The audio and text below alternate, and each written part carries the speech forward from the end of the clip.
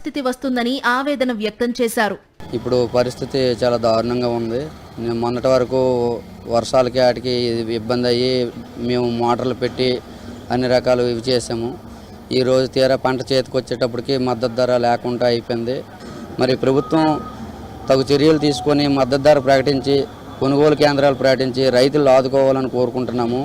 జిల్లాలో వేల ఎకరాల్లో మొక్కజొన్న సాగు జరుగుతున్నప్పటికీ కూటమి సర్కార్ పట్టించుకున్న పాపాన పోలేదని దుయ్యబట్టారు మాజీ ఎమ్మెల్యే గొర్లె కిరణ్ కుమార్. వెంటనే మొక్కజొన్న పంటకు మద్దతు ధర ప్రకటించి కొనుగోలు కేంద్రాలు ఏర్పాటు చేయకపోతే నిరసనలకు దిగుతామన్నారు.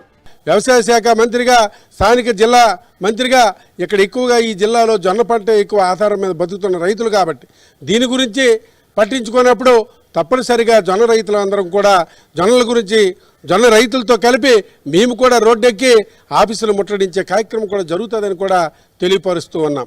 ఆరుగాలం కష్టపడి పండించిన పంటపైన రైతులపైన కూటమి సర్కార్ కనికరం చూపించాలని రైతులు విజ్ఞప్తి చేస్తున్నారు.